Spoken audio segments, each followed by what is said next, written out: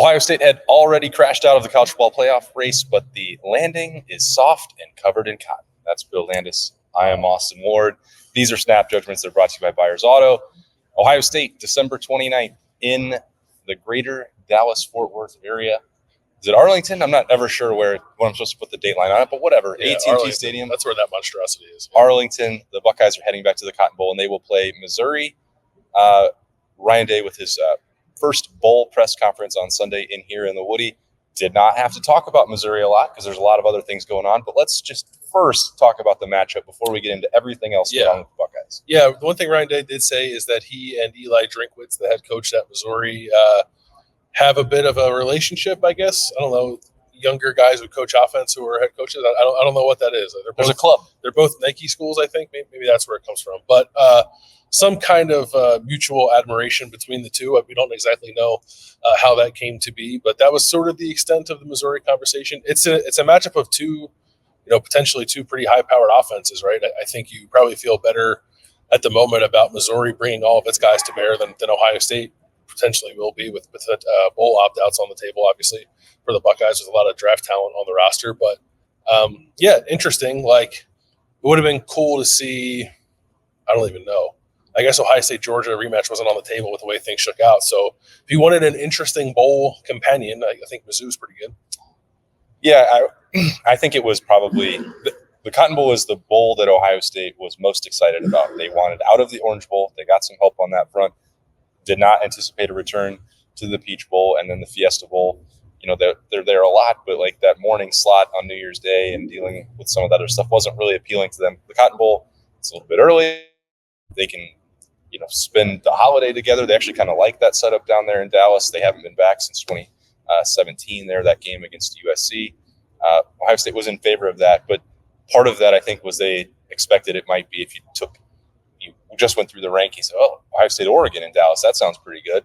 That didn't happen. Then it was maybe it'll be Oklahoma and you get an SEC team that actually moves the needle a little bit. Nope, that didn't happen. Well, could it be an SEC team? Could it be Ole Miss? Well, I think people would be excited for that. So you'd like, nope.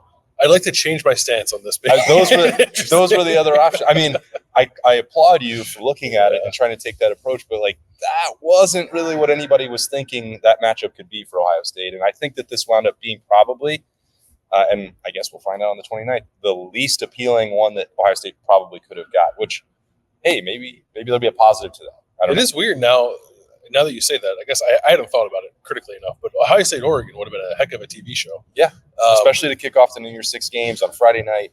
Yeah, that's what it should have been.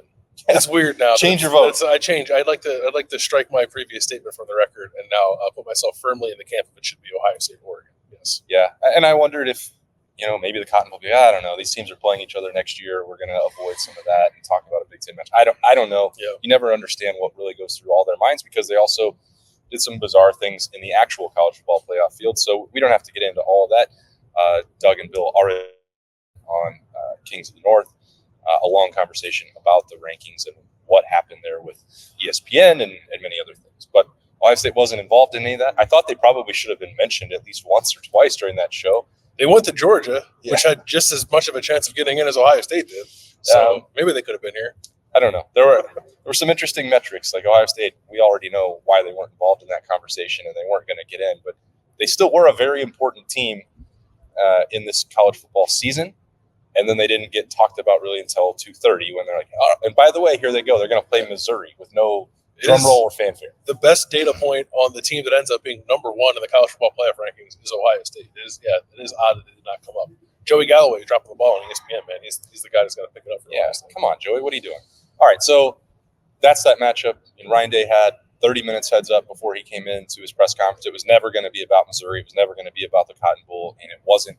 And the time to start game planning for that is well down the road. This will be fundamentals and then finals and then buttoning it up and putting a game plan together before they head down to Dallas shortly before Christmas. And then everything else we're going to get into, roster conversation, coaching conversations, all of that is going on here on some Snap Judgments and on the podcast daily for Monday morning. So we're not going to get to everything right now. But what was the most important part of that press conference you heard, Bill?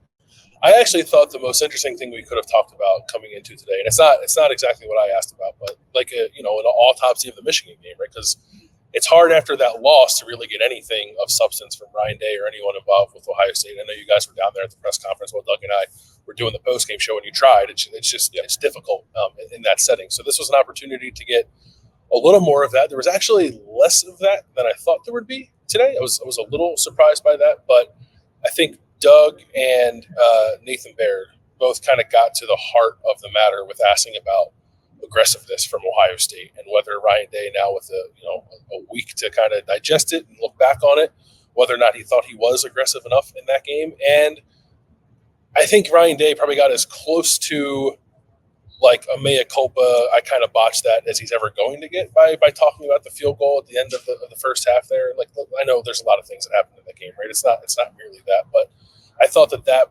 decision was sort of indicative of how the game was handled by Ohio State. And it's not that they weren't aggressive. It's just like in the moments I think where they had to be, they kind of missed the ball. And that comes back to Ryan Day. And he said the thing that coaches always say, which is like, well, if you try to kick a field goal and it goes in, everyone thinks it's a great decision. Like I'm not. I wouldn't with that. I don't think that's true. And I know, I don't think a lot of Ohio State fans think that's true. So that was a little disappointing, I think, to hear that was kind of his rationale for it, which is like, well, when you do something, I think it was more than that. It just makes me think that he still thought that the decisions, and he did not talk about the 4th and 1 on the second drive, which in my mind, I almost feel like is worse, given this specific part of the game and the opportunity to show that they were going to be aggressive and play on their front foot. I almost feel like I questioned that one more, although I don't really like either one of them. But the part, he must not actually want to say that he got it wrong, or that he has reflected on it, because I have heard 2 other coaches in the last week and a half, like Dan Lanning and Steve Sarkisian, both go to their press conference and say that was coaching error. Yeah. And I'm not saying that Ryan Day has to do that or admit a mistake every single time that he does, but the opportunity is there. Like, the game is over. There's no changing the outcome. You're starting to move forward.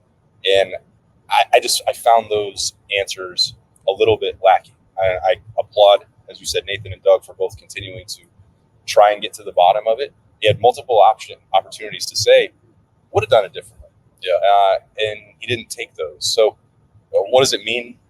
I mean, nothing, I guess. It doesn't change anything that happened. But when we spent so much time and energy talking about new lease on life, Georgia Ryan Day, and pushing the envelope, he had an opportunity to do that in Ann Arbor and didn't.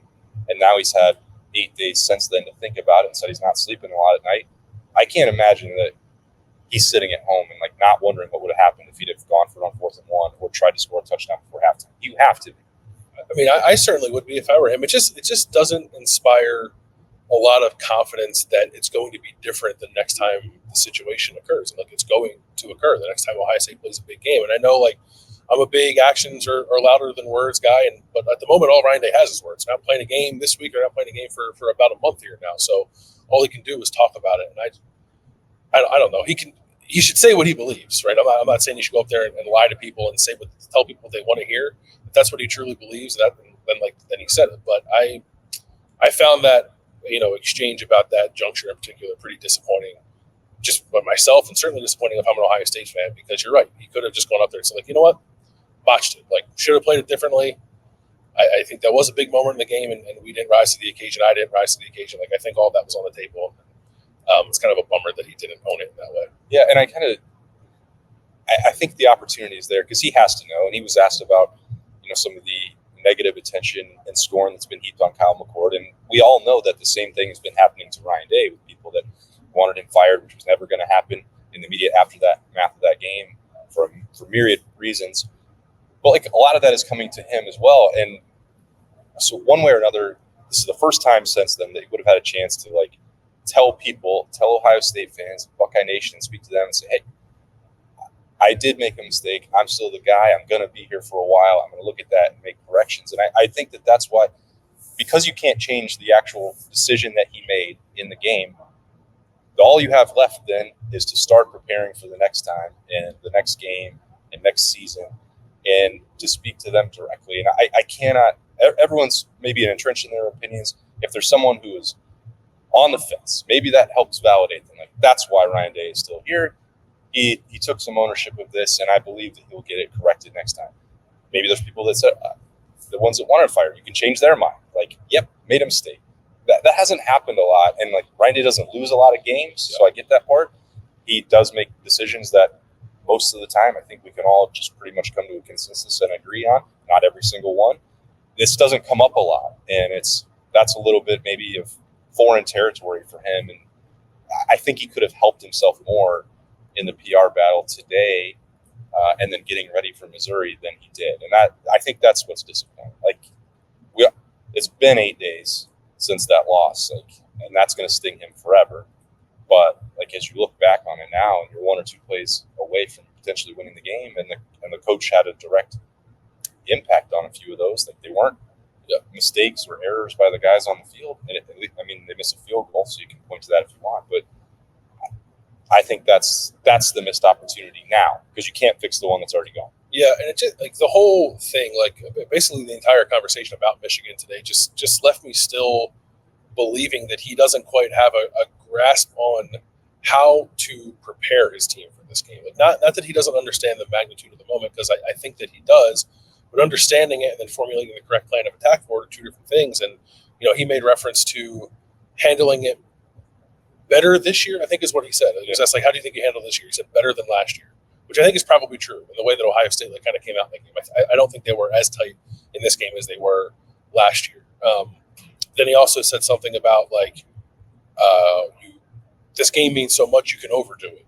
And then he also said at another juncture, like, if you're not waking up in the morning and thinking about this game every day, then maybe you don't deserve to be here, or something like that. And like, it was almost like it was 3 different people making those points. It's like, I don't know how like one person can say all of those things and have all those thoughts in his mind about one game. So like, clearly he's got to get a better handle on it. I don't think that he has really any handle on it now with the way the games have gone the last 3 years. And if you want to say the 2 prior to this were have an asterisk next to him, like, fine, fair. I wouldn't dispute that. But he had an opportunity to wipe it all away this year, and they didn't do it. And they were the better team. I think that's clear. Like, I think it is clear that Ohio State's a better team than Michigan, and they found a way to lose that game rather than go out and be the aggressor and win it. And I think all that falls back on Ryan Day. I think that's why an opportunity like today, let's be honest. I mean, most people are not going to feel any kind of way about Ohio State beating Missouri, because this matchup slipped down to probably the 4th or 5th best one that Ohio State could have got. A lot of this month is going to come down to a PR campaign from Ohio State that has nothing to do, nothing to do with playing in the Cotton Bowl or beating Missouri.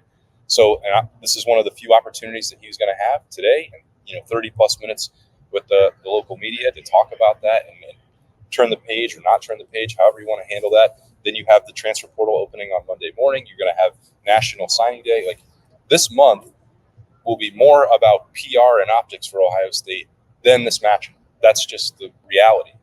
And I thought that there could have been a more energetic way to turn the page from Ohio State for Ryan Day.